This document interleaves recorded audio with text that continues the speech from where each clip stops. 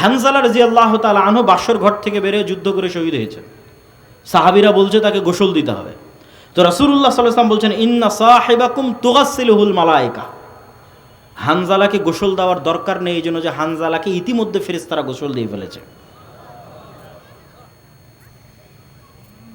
সম্মানিত উপস্থিতি, আরো অসংখ্য হাদিস রাসূলুল্লাহ সাল্লাল্লাহু আলাইহি ওয়াসাল্লামের জীবদ্দশায় ফেরেশতাদের সংক্রান্ত পেশ করা যাবে। রাসূলুল্লাহ সাল্লাল্লাহু আলাইহি ওয়াসাল্লাম একদিন বসে আছে এরকম মাজমায়, একজন অপরিচিত ব্যক্তি আসলেন, এসে আল্লাহ নবীকে জিজ্ঞেস করছে ইসলাম কি বলেন, ঈমান কি বলেন, ইহসান কি বলেন। সাহাবীরা বলছে ওর চেহারায় সফরের আলামত নাই এবং আমরা কোনোদিন দেখিনি। এখনকার মদিনা যত ছোট, সেই কালের মদিনা আরও ছোট, হাতে গোনা যায় একটা গ্রামের মানুষকে।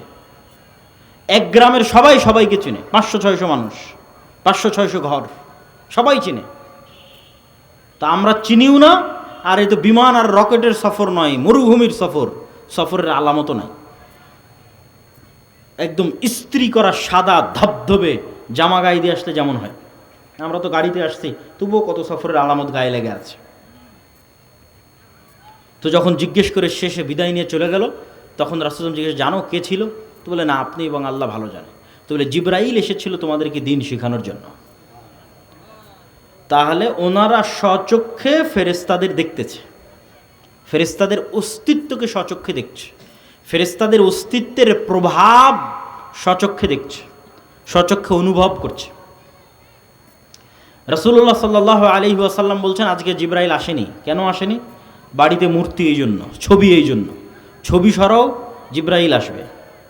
লা ইয়াদখুলুল মালায়েকাতু ফি বাইতিন, ওই বাড়িতে ফেরেশতা প্রবেশ করে না যেই বাড়িতে কুকুর আছে আর ছবি আছে। রাসূলুল্লাহ সাল্লাল্লাহু আলাইহি ওয়াসাল্লাম বলছেন যে জিবরাইল আমাকে এত বেশি পরিমাণে মিসওয়াক করতে বলে, আমার মুখের গন্ধে জিবরাইলের কষ্ট হয়। আমার এবং আপনার কাছে মনে হয় কোনো গন্ধ নাই, কিন্তু ওই যে কুকুরের ঘ্রাণ শক্তি বললাম সূক্ষ্ম, তা আমার এবং আপনার কাছে মনে হচ্ছে কোনো গন্ধ নাই, কিন্তু এই মানবিক গন্ধই ফেরেশতাদের কষ্ট দেয়।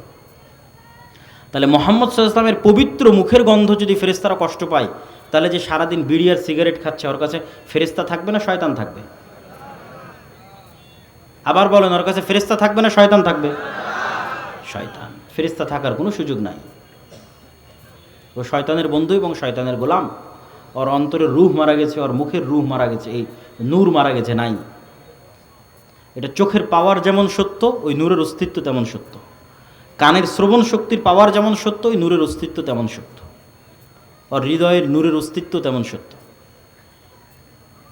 সম্মানিত উপস্থিতি, তাহলে সাহাবায়ে কেরাম গায়েবের উপর কঠোর থেকে কঠোর ঈমান রাখতেন। এই জন্য তারা কখনো দুনিয়ামুখী ছিলেন না, এই জন্য তারা কখনো ইসলামের বিজয়ের জন্য কম্প্রোমাইজ করেননি, কম্প্রোমাইজের আদর্শকে তারা অবলম্বন করেননি। কেননা তারা ঈমান বিল গায়েব, ইয়াকিনের পর্যায়ে ছিল। আর আমাদের ঈমান বিল গায়েব নাই, এই জন্য আমাদের আজকে এই দশা। আপনাকে বুঝানোর সুবিধার্থে যদি আরও স্পষ্ট করে বলি, যে মূসা আলাইহিস সালাতু ওয়াস সালাম তৎকালীন ফেরাউনের কাছে দুনিয়াবী শক্তিতে যতটা দুর্বল ছিল, আজকের ফিলিস্তিনের গাজার মানুষ অতটা দুর্বল নয় ইসরায়েলের কাছে। আরও যদি ঘুরিয়ে বলি, আজকের ইসরায়েলের কাছে ফিলিস্তিনের গাজার মানুষ যত দুর্বল, আজ থেকে 3000-4000 বছর আগে ফেরাউনের কাছে মূসা আলাইহিস সালাম তার চেয়ে শতগুণে বেশি দুর্বল ছিলেন দুনিয়াবী দিক থেকে, দুনিয়াবী শক্তি ক্ষমতার দিক থেকে।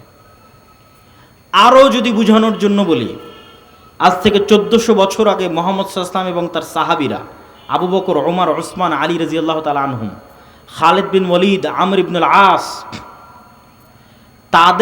তারা পারস্য এবং রোমান সাম্রাজ্যের তুলনায় যতটা দুর্বল ছিল, আজকের সারা বিশ্বের মুসলমানেরা আমেরিকা, ইউরোপের তুলনায় অতটা দুর্বল নয়। আরও সহজ করে বলি, আজকের সমগ্র বিশ্বের মুসলমানেরা আমেরিকা এবং ইউরোপের দুনিয়াবী শক্তির তুলনায় যতটুকু দুর্বল, তার চেয়ে শতগুণ দুর্বল ছিল মুহাম্মদ সাল্লাল্লাহু আলাইহি ওয়াসাল্লাম এবং তার সাহাবীরা, খালিদ বিন ওয়ালিদ এবং আমর ইবনুল আসেরা দুনিয়াবী শক্তির তুলনায় তৎকালীন রোমান এবং পারস্যের কাছে শতগুণ বেশি দুর্বল ছিল। তাহলে ওরা জিতলো কেমনে? ওদের জয় লাভের মূল রহস্য দুনিয়াবী নয়, কেননা দুনিয়াবী শক্তিতে এটা মোকাবেলা সম্ভব নয়। ফেরাউনের শক্তির সামনে মুসার শক্তি জিরো দুনিয়াবী শক্তিতে, সুতরাং বিজয় সম্ভব নয়। রোমান এবং পারস্য সাম্রাজ্যের শক্তির সামনে মুসলমানদের শক্তি জিরো, এখানে বিজয় সম্ভব নয়। আজকে মুসলমানদের শক্তি থাকার পরও মুসলমানদের বিজয় নাই কেন? খালিদ বিন ওয়ালিদ, আমর ইবনুল আস এরা বদর, উহুদ, খন্দকে স্বচক্ষে ফেরেশতাদের সহযোগিতা দেখেছে, যে কিভাবে ফেরেশতা নেমে এসে যুদ্ধ করে মুহাম্মদ সাল্লাল্লাহু আলাইহি ওয়াসাল্লামের পক্ষে। আল্লাহর শক্তি এবং আল্লাহর ক্ষমতার উপর অগাধ আস্থা। ফলত যখন এরা যুদ্ধের ময়দানে অবতীর্ণ হয়েছে, তখন দুনিয়াবী শক্তির উপর ভরসা না আল্লাহর সাহায্য সহযোগিতার উপর ভরসা? আল্লাহর সাহায্য এবং সহযোগিতার উপর ভরসা। এই জন্য যুদ্ধের মাঠেও সালাত আদায়ের আদেশ। কেননা সালাত হচ্ছে পৃথিবীর সবচেয়ে বড় টেকনোলজি। আল্লাহ সুবহানাহু ওয়া তাআলার সাহায্যকে পৃথিবীতে টেনে নিয়ে আসতে পারে। বুঝার জন্য টেকনোলজি বলতেছে, যাতে বুঝার সুবিধার্থে হয়, আপনার ভাষা যাতে আপনার কাছে বুঝার সুবিধার্থে হয়, যে আল্লাহর সাহায্য পৃথিবীতে টেনে নিয়ে আসবে। এর সবচেয়ে শক্তিশালী টেকনোলজি হচ্ছে সালাত। তো এই জন্য যুদ্ধের মাঠেও সালাত আদায় করো, কারণ দুনিয়াবী শক্তির কোনো কথা নাই। দুনিয়ার লজিকে তো সবাই মিলে ফায়ার করার কথা, বোমা বর্ষণ করার কথা, গুলি করার কথা, তীর চালানোর কথা, তরবারি চালানোর কথা, কিন্তু আল্লাহর লজিকে না। একদল যুদ্ধ করবে আর একদল সালাত আদায় করবে, কেননা ওইটার মাধ্যমে গায়েবী মদদ পৃথিবীতে নেমে আসবে, অদৃশ্য শক্তির মদদ পৃথিবীতে নেমে আসবে। দুনিয়াবী শক্তি দিয়ে মুসলমানদের বিজয় সম্ভব নয়। তো আজকের মুসলমানদের সমস্যা হচ্ছে, এরা না আল্লাহর উপর ভালোভাবে বিশ্বাস স্থাপন করে, না আল্লাহর শক্তি এবং ক্ষমতা সম্পর্কে জানে, না ফেরেশতার উপর কোনো বিশ্বাস আছে। আপনি নিজে চিন্তা করেন যে আজকে সাহাবীদের যে ঘটনাগুলো তুলে ধরলাম, এইটাতে কি মনে হয় যে সাহাবীরা ফেরেশতাকে কেমন বিশ্বাস করতেন, আর আমি এবং আপনি ফেরেশতাকে কেমন বিশ্বাস করি যে না ফেরেশতা আছে। শুধু তো মুখে বলেছে আমানতু বিল্লাহি ওয়া মালাইকাতিহি, ঈমান আনছি আল্লাহর উপর, ঈমান আনছি ফেরেশতার উপর। কি ওই ঈমান কিসের ঈমান? যদি আল্লাহ এবং আল্লাহর শক্তি, আল্লাহর ক্ষমতা, আল্লাহর সাহায্য, গায়েবী মদদ, ফেরেশতার অস্তিত্ব, নূরের অস্তিত্ব, এগুলোর উপর যদি মুসলমানদের বিশ্বাসই থাকতো, তাহলে মন্দির পাহারা দিয়ে ভোট নেওয়া লাগতো না। যখন এগুলোর উপর বিশ্বাস নাই, তখন দুনিয়াবী লজিকে বিজয় অর্জন করতে হবে। দুনিয়াবী লজিকে মুসলমানদের বিজয় হবে না। মুসলমানদের বিজয় গায়েবী মদদই হবে। মুসা আলাইহিস সালাতু ওয়াস সালামকে আল্লাহ সুবহানাহু তাআলা শিখিয়েছেন যে তুমি যা দেখো, দুনিয়ার মানুষ যা দেখে তা বাস্তব নয়, কেন এগুলো আল্লাহর নূরের পর্দা দিয়ে ঢাকা আছে। এর আড়ালে সকল কার্যকরণের সূত্রের মালিক আল্লাহ সুবহানাহু ওয়া তাআলা। মুসাব্বিবুল আসবাব, একচ্ছত্র সকল কার্যকরণের সূত্রের মালিক তিনি। সবকিছুকে সেকেন্ডে পরিবর্তন করে দিতে পারেন। তো তুমি যেই লাঠি দিয়ে গত 30-40 বছর, মুসা আলাইহিস সালামের বয়স যদি 40 বছর হয়, তাহলে যেই লাঠি দিয়ে তুমি গত 30 বছর যাবৎ গাছের পাতা পেড়েছো, যেই লাঠি দিয়ে তুমি নদীর এবং খাল অতিক্রম করে গেছো লাফ দিয়ে পার হয়ে, তোমার এতদিন থেকে যে লাঠিটা তোমার সাথে আছে, ওই লাঠিকে আমি সাপ বানিয়ে দিচ্ছি, যাও। বাহির থেকে নিয়ে আসা কোনো লাঠি নয়, যেটা উনি গত 15-20 বছর থেকে নিজের সাথে বহন করছে, সেই লাঠি। আল্লাহ বাহির থেকে একটা লাঠি দিল, দিয়ে বলো যে দেখো এটা লাঠি, এটাকে আমি সাপ বানিয়ে দিয়েছি না। তুমি যে লাঠি 15-20 বছর থেকে বহন করছো, ওই লাঠিকে সাপ বানিয়ে দিলাম।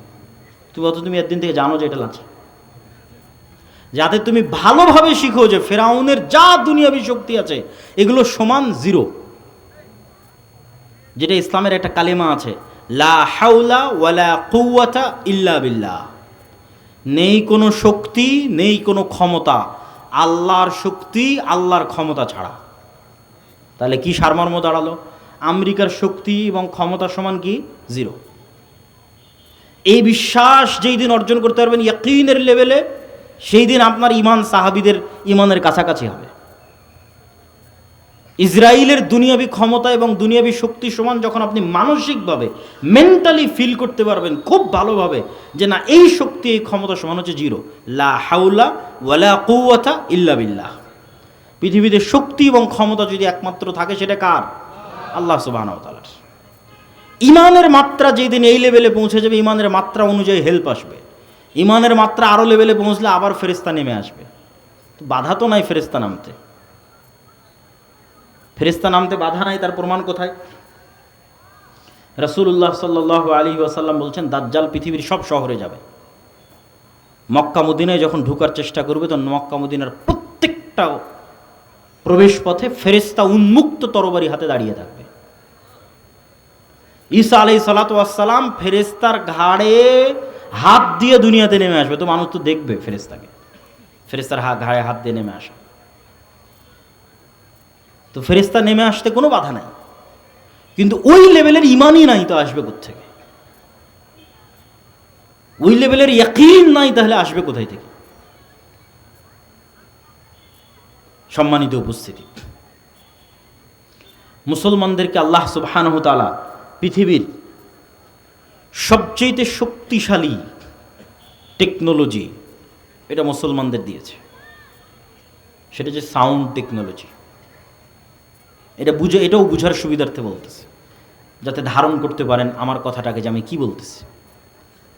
আল্লাহ সুবহানাহু ওয়া তাআলা পৃথিবীকে সৃষ্টি করেছেন আওয়াজ দিয়ে, কুন ফায়াকুন, হও হয়ে যাও। আল্লাহর আওয়াজ যথেষ্ট। আল্লাহ সুবহানাহু ওয়া তাআলা পৃথিবীকে ধ্বংস করবেন আওয়াজ দিয়ে। ইসরাফিল যখন বাঁশিতে ফুঁ দিবে, আওয়াজ তৈরি হবে। ওই আওয়াজ আকাশ বুঝতে পারবে, ওই আওয়াজ সূর্য বুঝতে পারবে, ওই আওয়াজ চন্দ্র বুঝতে পারবে। এগুলো আওয়াজ রিসিভ করা মাত্র চূর্ণ বিচূর্ণ হয়ে যাবে, কেন ওইভাবে সেট আপ করা আছে, ওইভাবে ইনস্টল করা আছে। আমার গায়ের এই জামারও আওয়াজ বুঝার সক্ষমতা আছে, এই মাইকেরও আওয়াজ বুঝার সক্ষমতা আছে, কিন্তু কোন আওয়াজ বুঝে আমি জানি না। আল্লাহ সুবহানাহু ওয়া তাআলা সাউন্ড টেকনোলজির কিছু জ্ঞান সুলাইমান আলাইহিস সালাতু ওয়াস সালামকে দিয়েছিলেন। পিঁপড়াও কিছু বলে আমি বুঝি না, গরুও কিছু বলে আমি বুঝি না, সুলাইমান আলাইহিস সালাম বুঝতেন। পাখিও কিছু বলে আমি বুঝি না। তাহলে পৃথিবীর প্রত্যেকটা বস্তু আওয়াজ রিসিভ করে এবং আওয়াজ ছাড়ে। ইউসাব্বিহু লিল্লাহি মা ফিস সামাওয়াতি ওয়া মা ফিল আরজ। আল্লাহর তাসবিহ পাঠ করে, মান নয়। আরবি যারা জানে তারা খুব ভালোভাবে জানে, ইউসাব্বিহু লিল্লাহি মা ফিস সামাওয়াতি ওয়া মা ফিল আরজ মানে শুধু যাদের জ্ঞান আছে, যারা কথা বলতে পারে, দুনিয়ার মানুষের লজিক এরা নয়, প্রত্যেকটা জড়বস্তু আল্লাহর তাসবিহ পাঠ করে। তো জড়বস্তু যে আল্লাহর তাসবিহ পাঠ করে, আমি যে শুনতে পাই না, আমার শোনার সীমাবদ্ধতা। কিন্তু প্রত্যেকটা বস্তু আওয়াজ বের করে এবং আওয়াজ রিসিভ করে। এই কাগজের আওয়াজ আছে, আওয়াজ বের করে এবং আওয়াজ রিসিভ করে।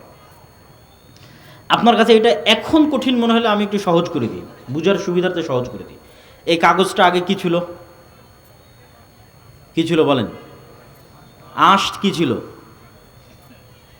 হ্যাঁ, কোনো একটা গাছের ছাল বাকলা অথবা তুলা, আমাদের কাপড় তুলা ছিল, ওটা কোথায় ছিল? গাছে ছিল, তাই না? এবার গাছ যখন দেখবেন তখন আপনার ব্রেনে কাজ করবে যে গাছের জীবন আছে, এটা তো বোঝা যায়। গাছের জীবন আছে এটা বোঝা যায় না? ও বড় হয় কিভাবে, ধান দেয় কিভাবে, আম দেয় কিভাবে, ফল দেয় কিভাবে? তো যে আম ধান ফল দিতে পারে, ও কথাও বলতে পারে। আজকে ওর কথা বোঝার ক্ষমতা আমার নাই, তাহলে এটা আলাদা কোনো অস্তিত্বশীল নয়। সব জিনিস আপনি দেখেন ঘুরে ফিরে কোনো না কোনো একটার সাথে কানেক্টেড, আল্লাহর প্রকৃত অস্তিত্বের সাথে কানেক্টেড। যে চেয়ারের উপর আমি বসে আছি, এটা কাঠ ছিল, গাছের সাথে সম্পৃক্ত। এইভাবে এগুলো, এই যে প্রত্যেকটা মেটাল যেগুলো দিয়ে তৈরি হয়েছে, এগুলো কোনো খনিজ পদার্থ থেকে আনা হয়েছে। কোনো এক খনিজ, যে খনি আছে সেখান থেকে সেই পদার্থ বের করে এটা তৈরি করা হয়েছে। ওখানে যখন ছিল তখন আপনি ঠিকই বুঝবেন যে না, ওর তো জীবন আছে, আস্তে আস্তে বাড়তেছে, আস্তে আস্তে বড় হচ্ছে। এখন ওখান থেকে বের করে আপনি ক্যামেরা বানিয়েছেন, তাই এখন কথা বলতে পারে না, শুনতে পারে না, এটা ভুয়া কথা। ইরানের রাজধানীতে এবং কাতারে হামাসের এবং ইরানের যে বিজ্ঞানীদের হত্যা করা হয়েছে, আর বেশিরভাগগুলোকে মোবাইল বিস্ফোরণে হত্যা করা হয়েছে। এই জন্য আফগানিস্তানের সরকার মাঝখানে সম্পূর্ণ নেটওয়ার্ক এবং ইন্টারনেট বন্ধ করে দিয়েছিল ভয়ে। আমি এখানে বসে থাকবো, এই মোবাইল ওয়েভ রিসিভ করতে পারে, ওয়েভ রিসিভ করে দেখেই তো কথা বুঝতে পারি আমি, মানে কথাটা তো ওয়েভের মাধ্যমে আসতেছে, আমি মেসেজ দিচ্ছি ওয়েভের মাধ্যমে যাচ্ছে। তো যখন কোনো এক লেভেলের ওয়েভ ছাড়বে, যেই লেভেলের ওয়েভ ছাড়লে এটা এখানেই বিস্ফোরণ হয়ে যাবে। এই টেকনোলজি ইসরায়েল অর্জন করেছে। তো ঠিক যেমন এই মোবাইল আজকের আধুনিক প্রযুক্তিতে ওয়েভ রিসিভ করতে পারে, আল্লাহ সুবহানাহু তাআলার মাধ্যমে এই মোবাইল আওয়াজও রিসিভ করতে পারে। সাউন্ড টেকনোলজি, আওয়াজ, এটা পৃথিবীর সবচেয়ে শক্তিশালী। এটা বিজ্ঞানীদের পক্ষে আবিষ্কার করাও সম্ভব নয়, ভবিষ্যতেও কোনো দিন সেভাবে তারা আবিষ্কার করতে পারবে না। এইটা আল্লাহ মুসলমানদের দিয়েছে। সেটা কি? সেটা হচ্ছে কোরআন। কোরআন কার সাউন্ড, কার আওয়াজ? এটা আল্লাহর আওয়াজ, সাউন্ড। কোরআন যেটা আমরা তেলাওয়াত করতেছি এটা স্বয়ং আল্লাহর আওয়াজ, এটা স্বয়ং আল্লাহ সুবহানাহু ওয়া তাআলার সাউন্ড। এই জন্য রাসূল সাল্লাল্লাহু আলাইহি ওয়াসাল্লাম বলতেছে যে কিয়ামতের পূর্ব মুহূর্তে আল্লাহু আকবার ধ্বনিতে প্রাচীর পড়ে যাবে, শহর বিজয় হবে আল্লাহু আকবার ধ্বনিতে। জিকির এই জন্য খুব পাওয়ারফুল। জাকারিয়া আলাইহিস সালাতু ওয়াস সালাম যখন আল্লাহ সুবহানাহু ওয়া তাআলার কাছে চাইলেন সন্তান, বার্ধক্য বয়স, তা আল্লাহ সন্তানের ওয়াদা দিলেন, তিনি বুঝতে পারছেন না কেমনে সন্তান হয়। তখন আল্লাহ বলছেন তুমি সকাল সন্ধ্যে জিকির করো। এই সকাল সন্ধ্যে জিকিরই এই অসম্ভবকে সম্ভব করে দিবে যে বার্ধক্য বয়সে তোমার বন্ধে স্ত্রীর সন্তান হয়ে যাবে। কেননা সকাল সন্ধ্যার জিকির তো সাউন্ড তৈরি করবে। লা ইলাহা ইল্লাল্লাহ, লা হাওলা ওয়ালা কুওয়াতা ইল্লা বিল্লাহ, সুবহানাল্লাহি ওয়া বিহামদিহি সুবহানাল্লাহিল আযীম। তো এই সাউন্ডগুলো যেমন এখন ইনস্ট্যান্ট ওয়েভের মাধ্যমে আমেরিকা পৌঁছে যাচ্ছে, কোনো না কোনোভাবে এগুলো সরাসরি আল্লাহ সুবহানাহু ওয়া তাআলার কাছে পৌঁছে যাচ্ছে, সাথে সাথে আল্লাহ সুবহানাহু ওয়া তাআলার সাথে সাথে শুনতে পাচ্ছেন। তখন এগুলো পুনরায় এগুলোর প্রভাব পৃথিবীতে ফিরে আসতেছে। কোরআন তেলাওয়াত করতেছেন, এটা শক্তি, পাওয়ার হাউস। কোরআন বুঝা, কোরআনের জ্ঞান অর্জন করা, সালাত আদায় করা, এগুলো হচ্ছে মুসলমানদের শক্তির জায়গা। ঈমান বিল গায়েব, এগুলো হচ্ছে মুসলমানদের শক্তির জায়গা। সম্মানিত উপস্থিতি, ফেরেশতার অস্তিত্বের উপর বিশ্বাস স্থাপনের একটা উদাহরণ দিয়ে আজকের বক্তব্যের শেষের দিকে যাব। এতক্ষণ তো ফেরেশতাদের ঈমান বিল গায়েবের একটা পার্টের আলোচনা করেছি আজকে, সেটা হচ্ছে ফেরেশতাদের অস্তিত্ব। 6টা ঈমান বিল গায়েব। আমাদের একটা বই আসতেছে সামনে, আল্লাহর পথে যাত্রা। আগামী 6-7 নভেম্বর সালাফি কনফারেন্সে কিছু কপি পাওয়া যাবে। আগামী 6-7 মানে এই 3-4 দিন পরে, আগামী বৃহস্পতিবার শুক্রবার, এখান থেকে বেশি দূরে নয়, আল জামিয়া সালাফে ডাঙ্গিপাড়া পাওয়া রাজশাহী। দেশ বিদেশের আলেম ওলামা উপস্থিত থাকবে। আপনাদের দাওয়াত থাকলেও উপস্থিত হবেন তো ইনশাআল্লাহ? ইনশাআল্লাহ। তো ওখানে আমাদের এই ঈমান বিল গায়েব এবং ইসলামের যে 5টা আরকান আছে, এই পুরো বিষয়ের উপর একটা বই আসতেছে, আল্লাহর পথে যাত্রা, যেটা কিছু কপি পাওয়া যাবে ইনশাআল্লাহ। আছে এটার একটা উদাহরণ দিই, একটা হোমওয়ার্ক দিই, একটা বাড়ির কাজ দিই। যদি বাস্তবে করেন আপনি দেখবেন যে হ্যাঁ, ফেরেশতার অস্তিত্বের আপনি সন্ধান পেয়ে যাবেন। সেটা হচ্ছে, কোথাও যদি বিমানের টিকিট থাকে, ট্রেনের টিকিট থাকে, বাসের টিকিট থাকে, পরীক্ষা থাকে, ভাইভা থাকে, তাহলে যেই লেভেলের নিয়ত থাকে যে আজকে আমার 11টায় ট্রেন আছে, ধরা লাগবে, আজকে আমার 6টায় বিমান আছে, ধরতে হবে, ওর চাইতে বেশি লেভেলের নিয়ত করবেন যে আগামীকাল ফজরের সালাত আছে, উঠতে হবে। নিয়তের মাত্রাটা হবে এর চাইতে বেশি লেভেলের। প্লেন থাকলে, বিমান থাকলে, বাস থাকলে যেই লেভেলের নিয়ত হয়, ধরা লাগবে, পরীক্ষা থাকলে, ভাইভা থাকলে, তার চাইতে বেশি লেভেলের নিয়ত হবে যে আপনি ফজরের সালাত আদায় করবেন আগামীকাল। এখন আগামীকাল ফজরের সালাতে উঠবেন, তো আমরা ফেরেশতার অস্তিত্বের পরীক্ষা নিব, তাই না? তা ফেরেশতার অস্তিত্বের যেহেতু পরীক্ষা নিব, তাহলে তার মানুষকে বলার দরকার নাই যে ভাই, আব্বা, আম্মা, ভাই, বোন, যে আমাকে একটু ফজরে উঠিয়ে দিন। উঠানোর জন্য তো আল্লাহর ফেরেশতা আছে, আপনাকে উঠানোর জন্য আল্লাহর ফেরেশতা আছে, তার মানুষকে বলার কি দরকার? মোবাইলে অ্যালার্ম দেওয়ারও দরকার নাই। মোবাইলে অ্যালার্ম কেন দিবেন? ফেরেশতা তো আছে। আপনি ফেরেশতার একটু নিকটবর্তী হন, দেখেন যে বাস্তবে ফেরেশতা আপনাকে উঠিয়ে দেয় কিনা। আল্লাহ সুবহানাহু ওয়া তাআলার ফেরেশতা নিয়োজিত আছে। তো রাসূলুল্লাহ সাল্লাল্লাহু আলাইহি সাল্লাম অসংখ্য হাদিসে বলছেন, কেউ যদি উজু অবস্থায় ঘুমায়, কেউ যদি আয়াতুল কুরসি পড়ে ঘুমায়, ঠিক আছে, ঘুমানোর যে সুন্নাতগুলো আছে এগুলো পালন করে ঘুমায়, তাহলে তার মাথার কাছে ফজর পর্যন্ত একজন ফেরেশতা বসে থাকে। বলেন আল্লাহু আকবার। এবার আপনি পরীক্ষা নেন যে ফেরেশতা বসে আছে আপনার মাথার কাছে। নিয়ত শুধু হবে ওই লেভেলের, আর কিচ্ছু করা লাগবে না। ব্যাস, মানুষকেও বলার দরকার নেই, অ্যালার্ম দেওয়ার দরকার নেই, ঠিক সময়ে ফেরেশতা আপনাকে উঠিয়ে দিবে। আপনি পরীক্ষা করে দেখেন কিভাবে উঠিয়ে দিবে, সেটার পরিবেশও ফেরেশতা তৈরি করবে। আল্লাহ এভাবেই তাদের দায়িত্ব দিয়ে রেখেছে। এখন মশার কামড়ে আপনাকে উঠিয়ে দিবে না, বৃষ্টি ঝড়ের আওয়াজে আপনাকে উঠিয়ে দিবে না, অন্যদিন শয়তানের পর্দার কারণে আজান কানে ঢোকে না, তো আজকে ফেরেশতা বসে আছে, তো শয়তানের পর্দা কান থেকে সরে গেছে, ডাইরেক্ট আজানই কানে ঢুকে যাবে। আল্লাহু আকবার। আজান শুনে উঠে যাবে। আপনি দেখেন পরীক্ষা করে। আর শয়তান আছে কিনা তা পরীক্ষা করবেন কেমনে, যে শয়তান যে আছে। এবং এই আপার লেভেলের মেশিন কাল্বকে নিয়ে যে শয়তান খেলাধুলা করে, কাল্ব পরিবর্তনশীল, এত উচ্চ প্রযুক্তির মেশিন এটা যে প্রতি সেকেন্ডে পরিবর্তন হয়, ধরা পাওয়া যায় না, কন্ট্রোলে রাখা যায় না, খুব ভয়ঙ্কর। তো আপনি 2 রাকাত সালাত আদায়ের নিয়ত করেন যে না 2 রাকাত সালাত আদায় করব, খুব কঠোর প্রস্তুতি নিয়ে, একদম ভয়ঙ্কর সিদ্ধান্ত নিয়ে 2 রাকাত সালাতে দুনিয়ার কোনো কথা মনে করব না। উজু করে নতুন জামা কাপড় গায়ে দিয়ে একাই এক আলাদা ঘরে লাইট বন্ধ করে দিয়ে, কোনো রকমের ডিস্ট্রাকশন নাই, মনোযোগ বিচ্ছিন্ন হতে পারে এরকম কিছু নাই, ফোন নাই, কিচ্ছু নাই, ছেলে মেয়ে নাই, নির্জন এলাকায় চলে গেছে। 2 রাকাত সালাত আদায় করবেন যেন দুনিয়ার কথা মনে না পড়ে। এবার 2 রাকাত সালাতে দাঁড়ানোর 5-10 সেকেন্ডের মধ্যেই আপনার অজান্তেই দুনিয়ার কথা ভেতরে ঢুকে গেছে, আপনি ধরতে পারেননি কিন্তু এখন। 2-5 সেকেন্ড, 10 সেকেন্ড, 20 সেকেন্ড যাওয়ার পর আপনার মনে পড়ছে, আরে আজকে তো সালাতে দাঁড়িয়েছিলাম, দুনিয়ার কথা মনে করবো না, তো মনে তো করা শুরু করে দিছি। ঘটনা কি? এটাই শয়তান। রাসূল সাল্লাল্লাহু আলাইহি ওয়াসাল্লাম বলছেন ইখতালিসুহু শাইতান, শয়তান সালাতের মধ্যে মানুষের অন্তরকে ছিনিয়ে নিয়ে চলে যায় আর একদিকে, এটাই শয়তান। তাহলে শয়তানের অস্তিত্ব, ফেরেশতার অস্তিত্ব আপনার ছেলের চেয়েও সত্য, আপনার বাবা মায়ের চেয়েও সত্য। আপনার বাড়িতে আপনি কাকে জায়গা দিয়েছেন সেটা চিন্তা করেন। বাড়িতে যদি ছবি থাকে, বাড়িতে যদি মূর্তি থাকে, কুকুর থাকে, বাড়িতে যদি সালাম দিয়ে না ঢোকেন, বাড়িতে যদি কোরআন তেলাওয়াত না হয়, তাহলে ওই বাড়িতে সবসময় কে আছে? শয়তান আছে। পেশাবের যত্ন নেয় না, পরিষ্কার পরিচ্ছন্ন থাকে না, ঠিক আছে?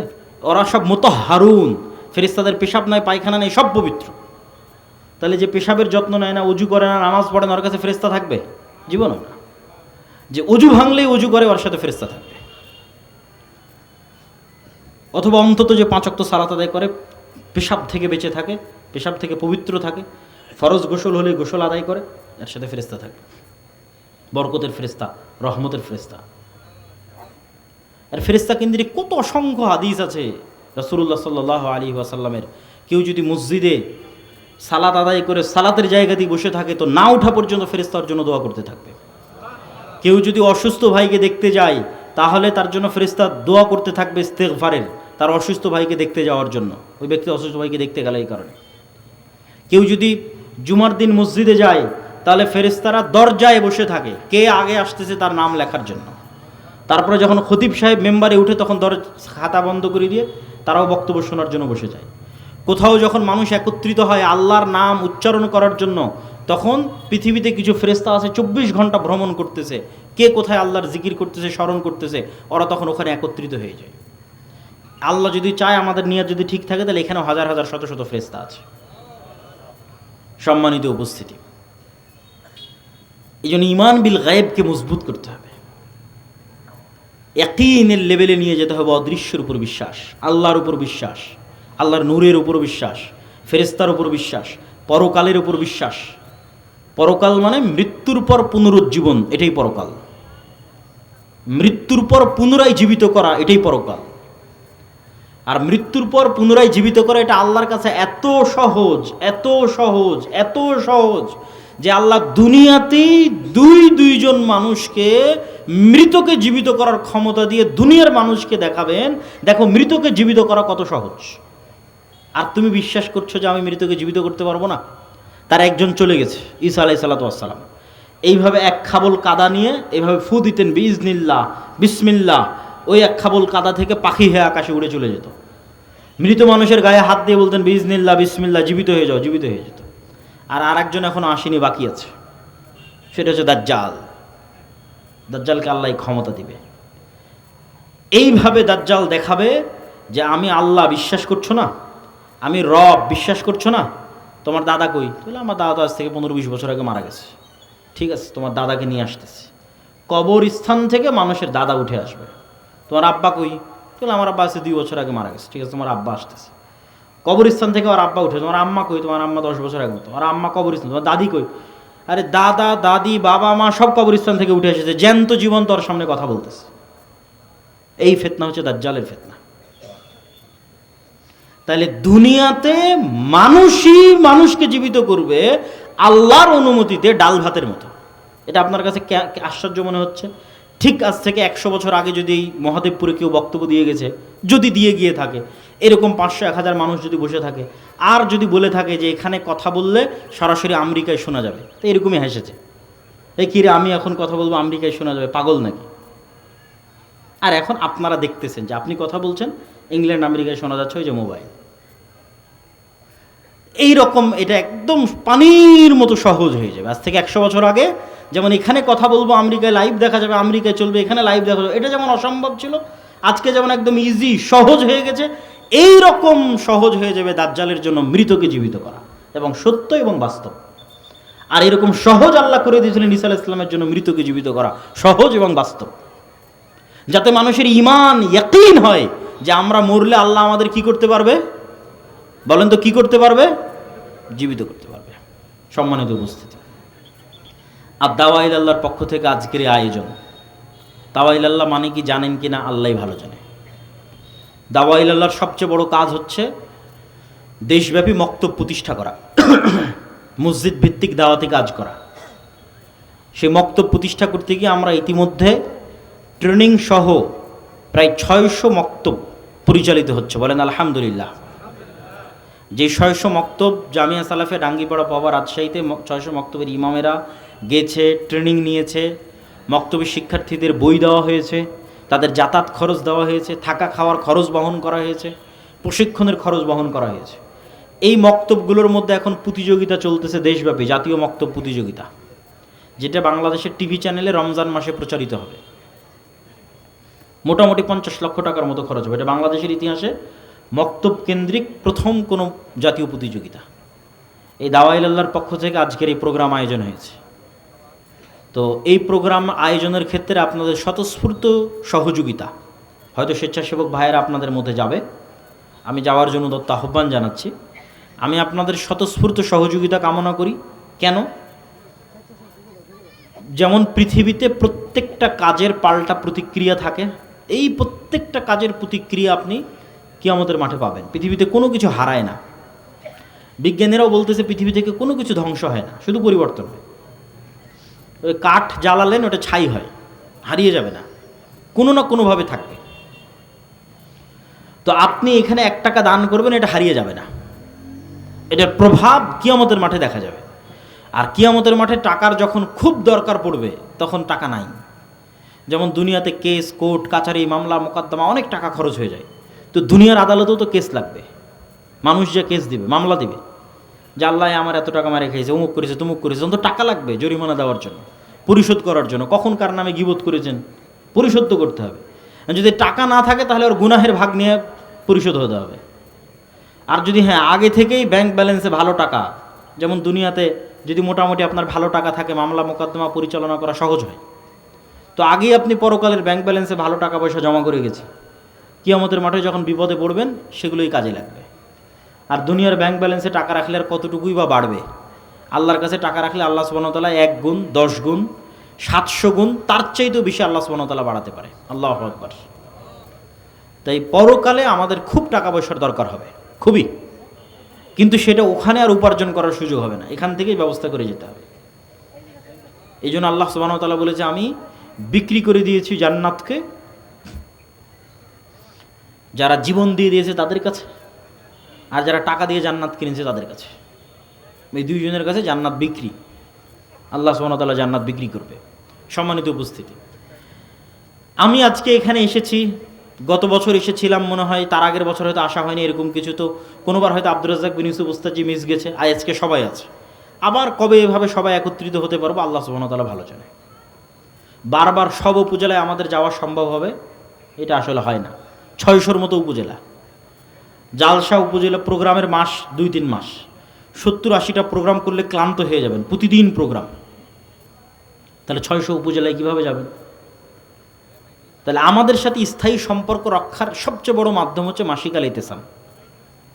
আজ আসি, কাল না আসি, পরশু আসি, তারপরের দিন না আসি, প্রতি মাসে মাসিক আল ইতিসাম আপনার কাছে আসবে। আমি নিজে প্রতি মাসে 3টা লেখা লিখি মাসিক আল ইতিসামে, প্রত্যেক মাসে 3টা লেখা, একটা সম্পাদকীয়, একটা মিন্নাতুল বারী 3য় খণ্ড হাদিসের ব্যাখ্যা, আর একটা স্বাভাবিক যে কোনো চলমান লেখা। এত ব্যস্ততার মধ্যে ওই 3টা লেখা কন্টিনিউ করতে হয় আপনাদের জন্য।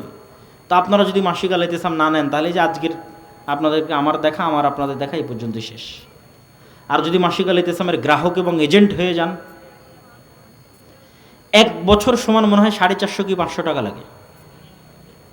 1 বছর মানে পুরো 1 বছরের টাকা মাত্র 500 টাকা দিবেন, 12 মাস আপনার ঠিকানা আসতে থাকবে। এটা হলো আমাদের সাথে স্থায়ী সম্পর্ক। আর আমাদের লিখিত যে বই পুস্তকগুলো আছে সেগুলো মোটামুটি আমাদের জ্ঞান আপনাদের কাছে পৌঁছে দেওয়ার একটা মাধ্যম। সেটা আমার লিখিত বই হোক, ফিলিস্তিন হোক, শায়েখ আব্দুর রাজ্জাক বিন ইউসুফের বই হোক, সালাত হোক, দোয়া হোক, অথবা আমার আম্মার লিখিত বই হোক, এগুলোকে মূল্যায়ন করার চেষ্টা করবেন। আমাদের ছাত্রদের একটা পত্রিকা আছে কিশলয়, আমাদের ছাত্ররা বের করে, ওর ডিজাইন থেকে শুরু করে লেখনী থেকে শুরু করে সবই আমাদের ছাত্রদের, সেটাকে মূল্যায়ন করার চেষ্টা করবেন।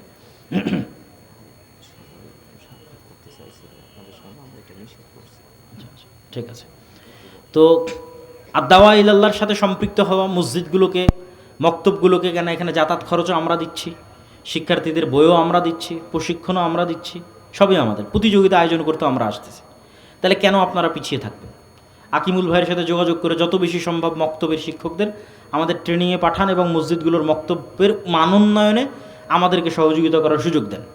পাশাপাশি যে দিনী শিক্ষা প্রতিষ্ঠানগুলো আছে সেগুলোকে আল জামিয়া সালাফিয়ার সাথে সম্পৃক্ত করেন। আল জামিয়া সালাফিয়া বর্তমান বাংলাদেশের শিক্ষাগুণে, মানে, আয়তনে, ছাত্র সংখ্যায়, বিদেশি শিক্ষকে, সব দিক থেকে টপ 5 টপ 10-এর মধ্যে একটা প্রতিষ্ঠান হবে, যেটা আপনারাও খুব ভালোভাবে জানেন। অতএব জামিয়া সালাফের সাথে সম্পৃক্ত হওয়া, দাওয়া ইলাল্লাহর সাথে সম্পৃক্ত হওয়া, এগুলো আমাদের এবং আপনাদের খুব জরুরি কর্তব্য। আল্লাহ সুবহানাহু ওয়া তাআলা আমাদের এবং আপনাদের কবুল করুক।